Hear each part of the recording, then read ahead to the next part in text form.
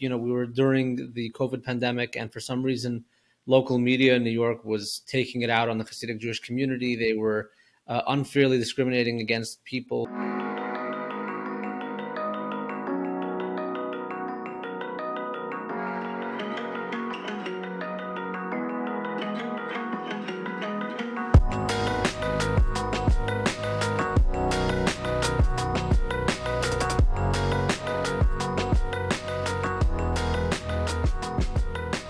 My guest today is Shloime Zionce, a YouTuber and podcaster from Brooklyn's Hasidic community. In addition to being the foreign affairs correspondent for Ami magazine, a publication geared towards Orthodox Jews, which has taken him to over 40 countries on 5 continents, he is also known for starring in Peter Santenello's YouTube series about Brooklyn's Hasidic community, which has racked up over 50 million views. Shloime, thanks so much for being here. How are you doing? Great. Thank you for having me. So first off, I want to thank you for being here. I also want to give a shout out to Eddie Goldsmith from Unity Bookings for making this happen. Thank you very much. Very helpful guy. He can be reached on unityinspiresprojects@gmail.com. So Shloime, I know you from your videos with Peter Santenello, very popular series, and a real insight into the Hasidic community. And if you read the comments, it's a lot of people saying, wow, thank you for this. I had no idea about any of this. And this is really educational and entertaining, crucially. It was really a first of its kind in-depth look into the community, I thought. I recommend checking out on YouTube. What was this experience like? Well, it was an amazing and a fascinating experience, both for myself and for Peter.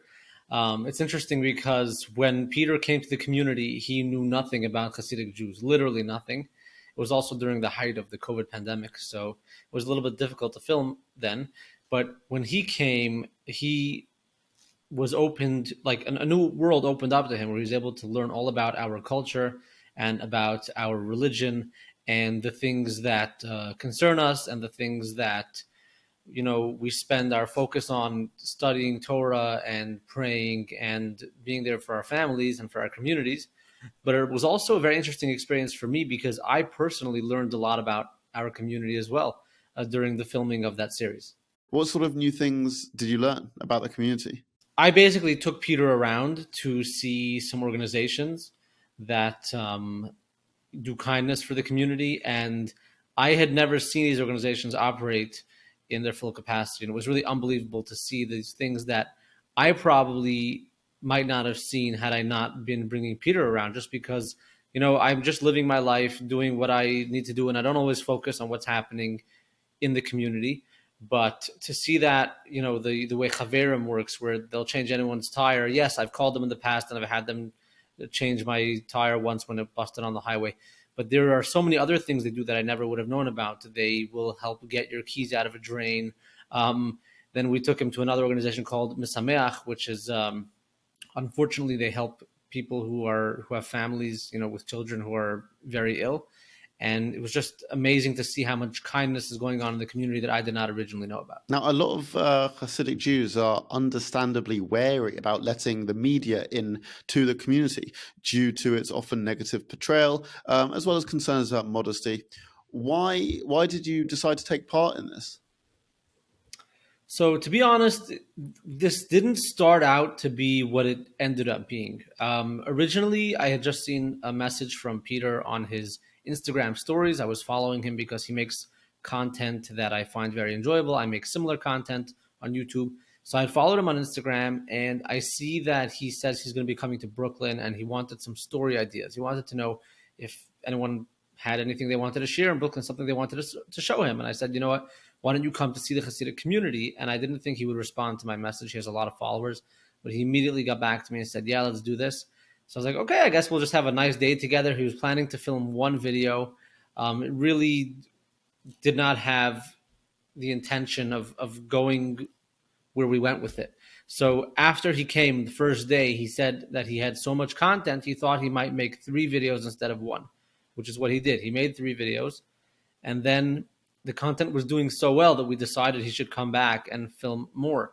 So he came back to New York for another week and filmed an additional, I think, 13 or 12 episodes.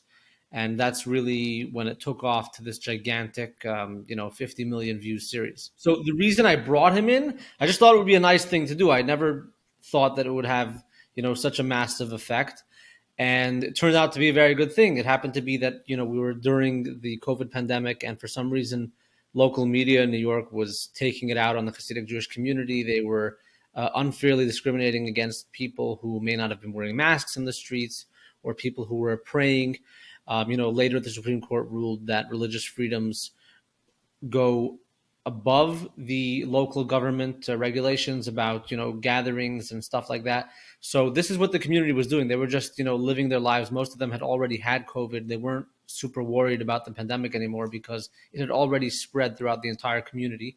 And the media were giving us a very hard time. And then Peter came in just at this time, and he was showing the other side. He was showing the beautiful side of the Hasidic community, and that people had never seen. People who'd been watching, the mainstream media had just seen negative things, which is usually what the media is portraying. And it was a big eye opener for a lot of people.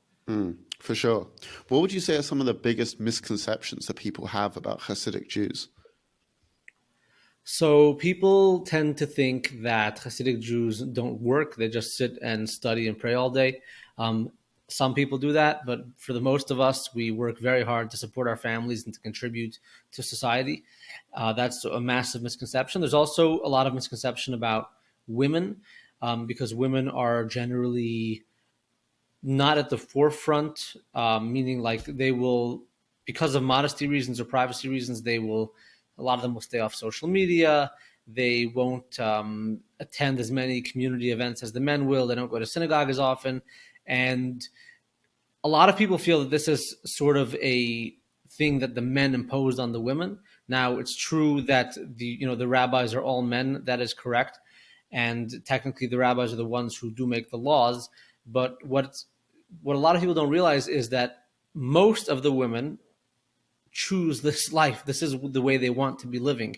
And for example, there's a lot of women who are, there are some women who are activists for women's rights, and they're like, why don't the Hasidic magazines print pictures of women in their magazines? I know so many women who would not buy a magazine if it had women in it. So it's not necessarily that the women are being hidden and tucked away. It's many of the women prefer to be that way. And for those who don't prefer to be that way, they can do, whatever they want to do. Now, I want to get on to something that was pretty serious. So in the United Kingdom, among the threats faced by the Jewish community is the very serious issue of violent anti-Semitic attacks being carried out against Hasidic Jews in the North area, London of Stamford Hill. And I know that neighborhoods in Brooklyn and New York City are having a similar issue. The NYPD revealed that anti-Semitic hate crimes rose by 92% compared to a year ago. And many of these attacks have unfortunately been carried out against Hasidim, who are identifiably Jewish, meaning people can immediately see from how they dress that they are Jewish. What is your reaction to these anti-Semitic attacks against the more visibly Jewish members of the community? So obviously anti-Semitism is ugly wherever and whenever it happens. Unfortunately, it seems that statistically speaking, the people who are the recipients of the worst and most violent beatings are generally Haredi Jews or Hasidic Jews. These are people who are most visibly Jewish, with the big kippahs, beards, payas, black hats, black suits, etc. And this is something that's been going on all my life. There are definitely periods of time where things get worse and things get better. So for some reason, it goes in waves.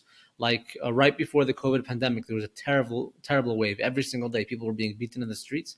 And then it kind of quieted down for a little bit. Now it's getting a little bit intense as well, and it's very problematic. Anti-Semitism has existed for thousands of years. I don't think it's going to go away anytime soon, but we do try to keep our communities safe. We have different organizations. There's Shamrim, which is a local patrol organization. The police try to help as much as possible, and we are just trying to call it out as much as possible to make sure that it doesn't happen. But unfortunately, this is just a part of life for Jewish people. I'm trying to be the best me that I can be. I'm trying to contribute to society. I'm trying to be open, much more open than my fellow friends and neighbors, to try to bring in the media as much as possible and to bring in journalists and YouTubers just to see that we're human beings. And I feel that's what I can do as a, on a personal level, to try and open up the lines of communication. Perhaps I can change a couple minds, but I can't change everyone's mind.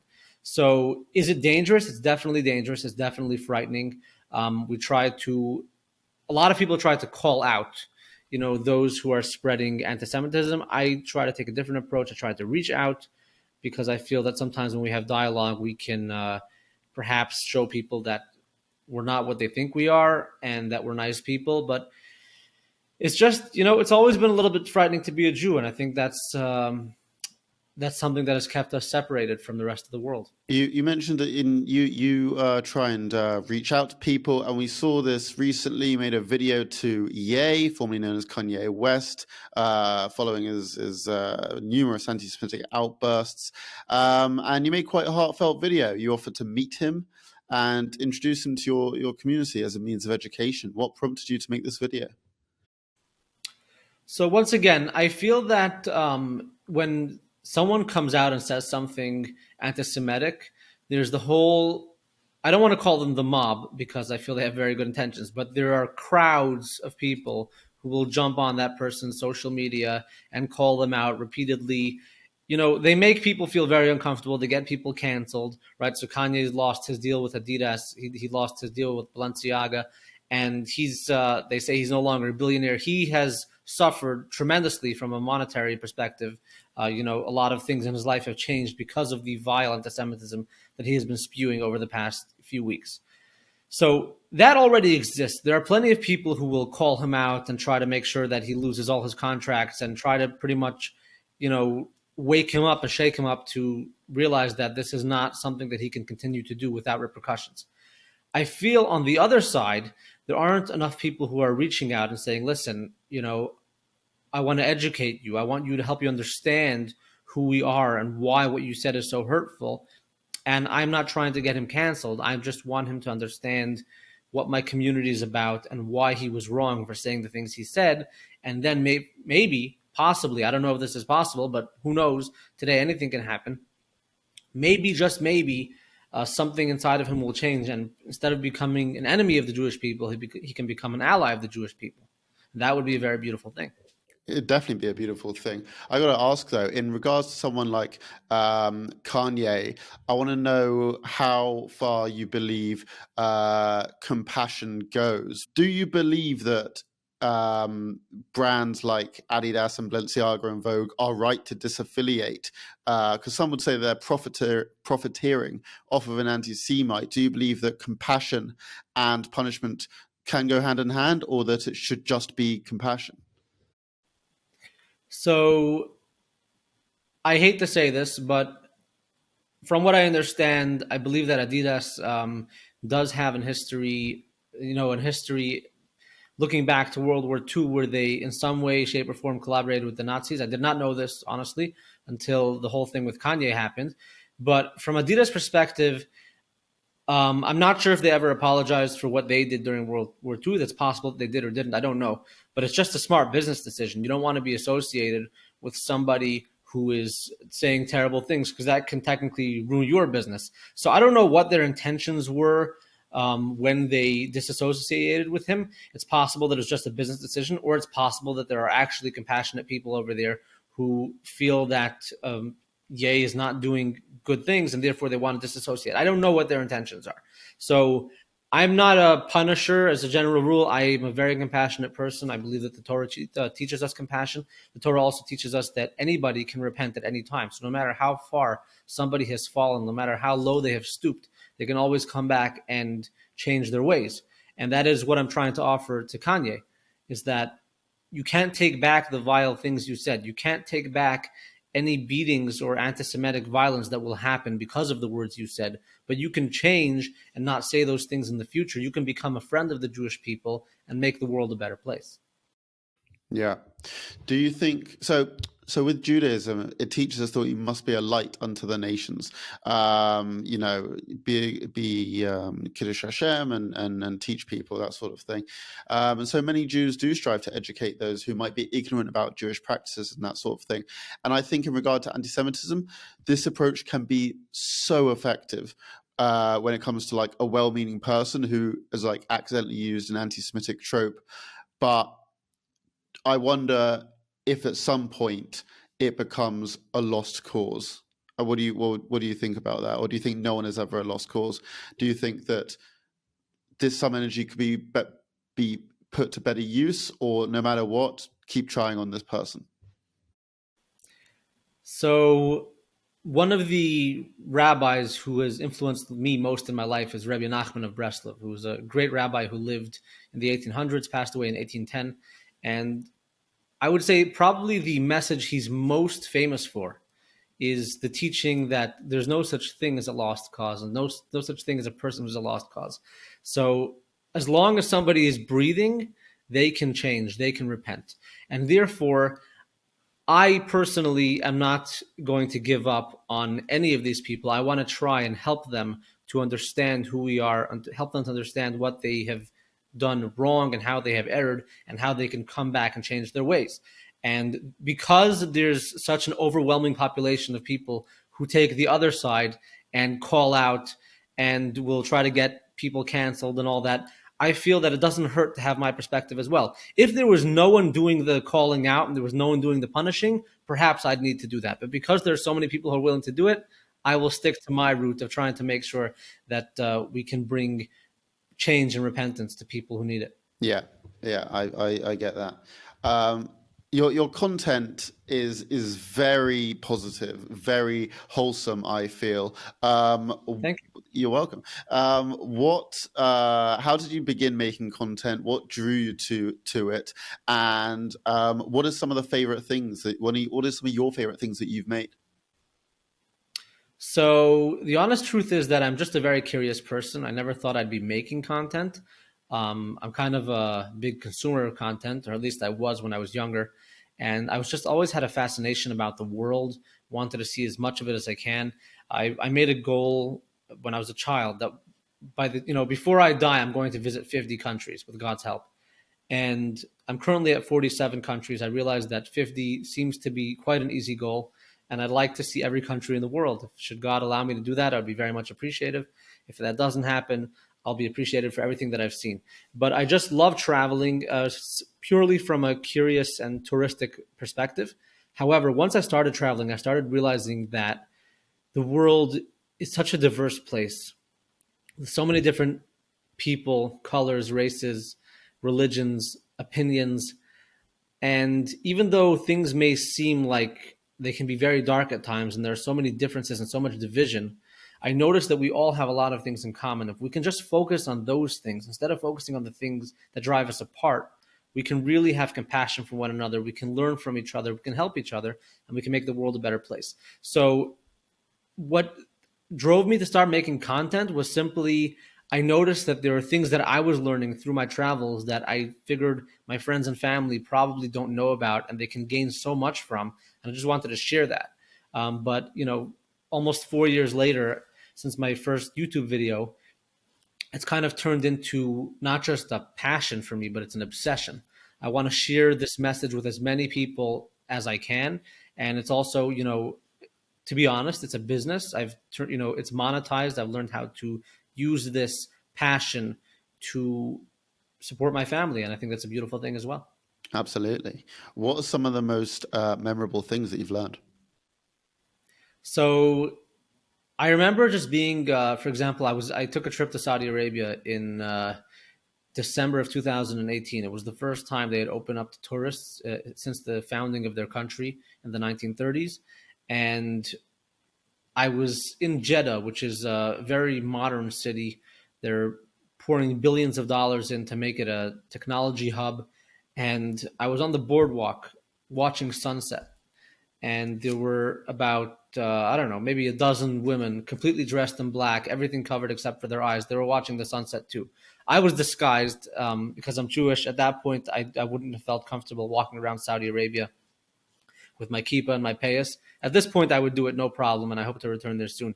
But at that point, I was disguised just as an American tourist, and I'm sitting there on the boardwalk watching the sunset. They're watching the sunset. They have no idea who I am, but I know who they are, and I know that we have a lot of differences. And the one thing I realized was that if both of us could be enjoying this sunset and then there's so much more that we have in common. We just never think about it. We focus, oh, they're Muslims, so they're different. I can't get along with them. But Muslims also appreciate beautiful things. They also appreciate beautiful sunsets. I believe they also want to have happy lives and be able to pay their bills and enjoy time with their friends and family. And we have to focus on these kind of things as opposed to all the differences. That's one of the most meaningful things that I've learned and that I'm trying to share. I've also tried to just, a lot of times when you see someone who's different than you, for many human beings, their reaction is just they turn away, run away. They don't want to get uncomfortable and have to interact with someone who's very different than them. But I've actually started to seek out these interactions. So we were in Thailand on vacation, and there was actually a Palestinian family who was living in France, and they took a tour to an elephant conservatory, and we were there as well. And basically, we had a camera. They didn't ask me to take photos for them, but I walked up to this couple and I said, is it okay if I take some photos of you guys and then I'll email it to you after we're done? And I did that, and it was just a beautiful interaction that we had. So I'm sure I don't know what their thoughts on Jewish people were before that, but now they saw kindness from a Jewish person. And I hope that helps them understand that despite our differences politically, religiously, and this entire dispute that's happening over land in the Middle East, we have to try to find, a little bit of common ground in other areas, and that helps us build compassion and friendship. Yeah, absolutely. The reason that you've been able to travel so much, one of the reasons is due to your role as the foreign affairs correspondent at AMI magazine. Now, first of all, for those who may be unfamiliar, what is AMI magazine and who is its readership? So AMI magazine is a magazine founded by Rabbi Yitzchak Frankfurter and his wife Rechi Frankfurter. They are two writers from Brooklyn who felt that there needed to be a Jewish publication that could really cater to everyone on all sides of the spectrum. In Judaism, it's called Ami. Ami means my nation. And the idea is that this magazine should be uniting the nation of Israel and the people of Israel and the Jewish people. So that's why it was founded. I would say, it's based out of Brooklyn. And I would say that a very large part of its readership are Haredi Jews, Hasidic Jews, Jews from the yeshiva world, the Litvish Jews. But we also have, Jews of all stripes and colors who read the magazine. Additionally, since this whole thing we did with Peter Santenello, we have a lot of non-Jewish people who have subscribed to the magazine because they also want to get a feel for what's happening inside the Jewish community. And I feel that at this point, the magazine is living up to that goal of trying to unite the Jewish people, and even perhaps a greater goal of just uniting the world to help, once again, if you have non-Jewish people reading a Jewish magazine, there's compassion. They understand more about us, and that way, hopefully, that can help lower antisemitism. How did you end up getting the role of foreign affairs correspondent? So it's a bit of a long story. I want to give a shout out to Jake Turks, who is the senior White House correspondent for the magazine. And I built a friendship with him, and I had told him that I wanted to start writing. He got me a position at the magazine as a general reporter. And then I went on a vacation with my wife, and I wrote about it because my editor asked me to. And it turns out that people really enjoyed my travel writing, and they started asking the magazine to send me on trips. And, a couple of years later, here we are. What a dream. Yeah, thank God. I'm very blessed. Yeah. You've traveled to some amazing places. Now, recently, you traveled to Ukraine to meet Ukrainian refugees. Can you tell us a bit about what that was like? So it was shortly after the start of the war that I got a phone call. There were a lot of, thousands and thousands of Jews who were escaping Ukraine and people who were still stuck in Ukraine. And sometimes it felt like there wasn't, people weren't reporting enough on the story to understand the effect of what it means to be thrown out of your home or have to run away. And I jumped on a plane to Romania. And from there, I met people who had lost everything. People had lost their homes, their cars, people had lost family members, people who had lost their electricity and their water and had to boil snow so they could, make bottles for their babies, and people who had to cut down trees to have wood to heat their homes. People had been through some terrible things.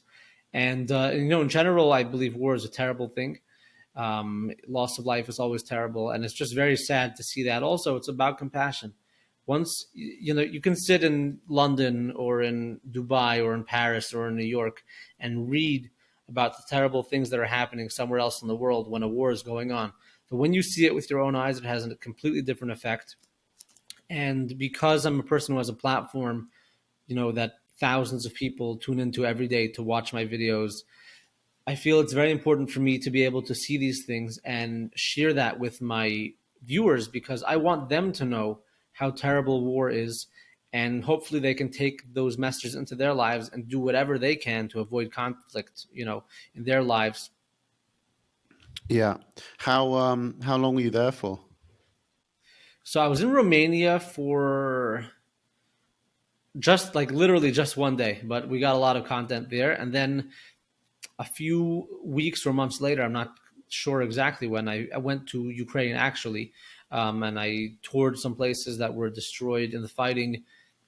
I met with people who had stayed behind, people who had come back to Ukraine to check up on the Jewish communities.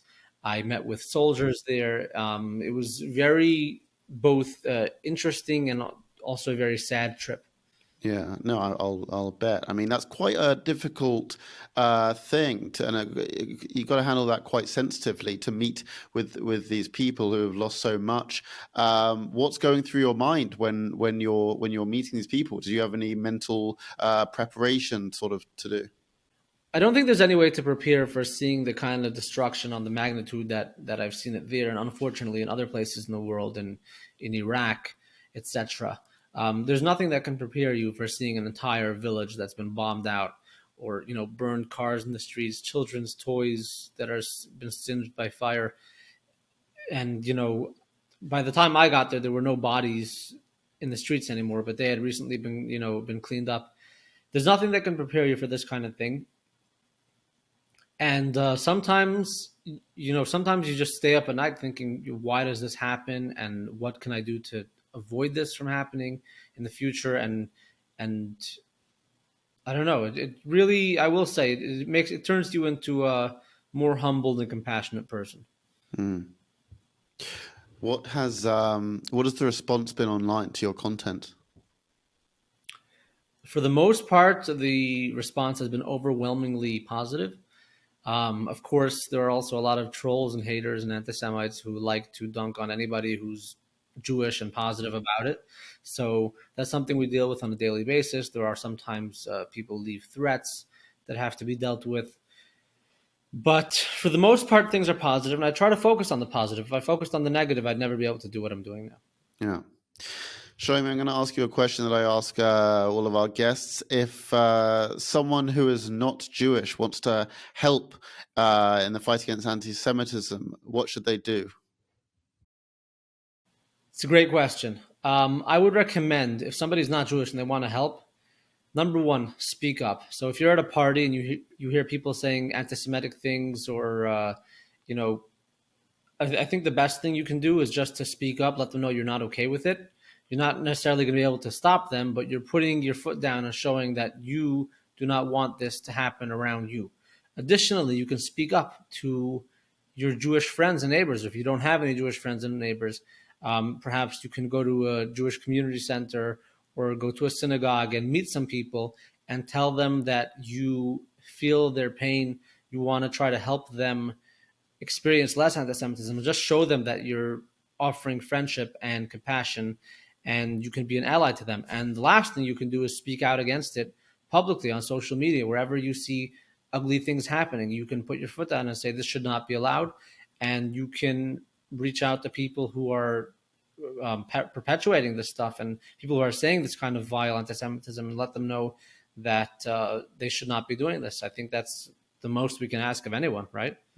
I think that's pretty good advice, I have to say. Shloime, please tell the listeners what have you got going on, and where can people find you? So they can find me online. All you have to do is Google my name. It's Shloime Zionce, Shloime Zionce.